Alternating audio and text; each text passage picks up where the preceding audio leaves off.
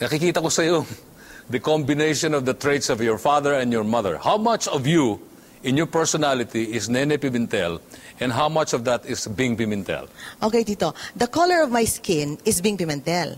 The eye bags is Nene Pimentel. Anyway, yeah, well, I wouldn't want to put percentages, but I have, I guess, the best of both. Because I'm into the service of the people. I got it from my father, and I really admire him for what he has done. You're also a lawyer. Yeah, I'm also a lawyer. And like any other kid, you would want to follow into the footsteps of your father. I am more of my mother in a sense, in an aspect that I'm very much artistic. Oh, I wish I was artistic. Okay, I wish I could say I had a good voice, but I guess my kids, they have that, but not me. Nagko-compose pa ang nanay mo, Oo di ba? nga eh. Oo eh. Pero mga anak ko ganon, but not me. So nag-skip ng generation. Of nanay, I would say that she's a strong woman. She's a strong woman, and she had to be because of the experience that we had as a family. I read the story about your family when Marcos sent your father to jail, and the months and the weeks went on, and dumating na yung panahon na ubos na yung bigas sa bahay. Yes. And then, Holy of Holies, may kumatok sa inyo yung gate na ang ibinaba sa inyo ay sacks of rice. Yes. Tamang-tama, meron nang lulutuin na naman. I read that story. Yes. And you know, the kadugtong ng kwento noon was that after how many years have passed, and my mother met the person who gave us the rice. Yes. And then she asked him, bakit ka nagpadala sa amin ng bigas nung panahon na yon? Wala namang nakakalam. Oh, wala nakakalam. Sabi niya, alam mo, nanonood ako ng TV Bing at biglang pumasok sa isip ko si Nene, na baka kasi nasa preso siya, baka kailangan ng pamilya na nagkakain. At the time, your father was mayor of Cagayan de Oro, no? I believe he was in the Batasan, but he was in prison in Cebu. And at that time, the guy said, you know, it entered my mind na dapat bigyan ko ng bigas sila Nene, ang pamilya ni Nene, kasi ka-harvest lang daw niya. So bakit, you know, sabi ni Nanay... Of all people. At saka sabi ni Nanay, ang Diyos talaga marunong. Alam niya kung anong pangangailangan Walang mo. coincidences. Walang coincidences. And he gives you what is that you need. Yes. No more, no less. So, ganon, yeah. Okay.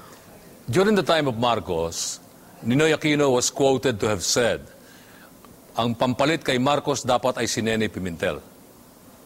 And he did not foresee that after Marcos, ang asawa niyang si Kore, ang tawag kay Ninoy Aquino ay Kore. Kore ang nagitawag natin yan. Ay, hindi niya kalain, ang kanyang asawang si Kore Aquino, ang papalit kay Marcos. But Aquino projected that the one who should replace Marcos was Nene Pimentel. You heard about this story? Yes, I did hear about that story. Anong masasabi mo sa ganung paghanga ni Ninoy sa tatay mo? Kasi naman po, Tito, you've covered tatay for the 40 years that he's been in public office. Huwag mo na masyado ilakas. Okay. Okay. Hindi, ang laki naman ng binata mo sa kanya, di ba? But, you know, you've always seen that in every part of our history for the past 40 years since 1970s, tatay has figured in it. Nung time na nag-umpisa siya, Constitutional Convention delegate siya, he refused to sign the Constitution of Marcos. He was brought to jail.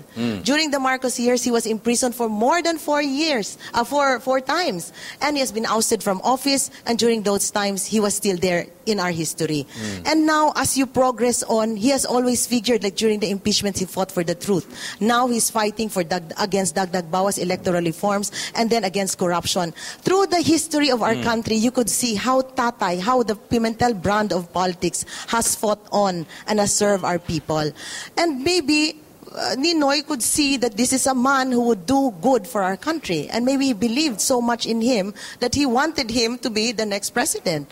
But that is not how destiny has ruled. Attorney Gwen Pimentel, we wish that you win in these elections. Can you have a 30-second message to our viewers, please? Yes, thank you. Public office is a public trust, and your vote is the trust that you give to a candidate to this election. I pray that you will always be guided by what is right and what is just, and not sell your vote and not take it lightly, because this elections is very, very crucial, and it will make our future. Please save our children, give them a better life, give them a better future. Sasabihin ko, di magagalit ang tatay mo. Gwen Pimentel, palagay ko ito, pag naging senadora, mas mahusay pa ito sa tatay niya.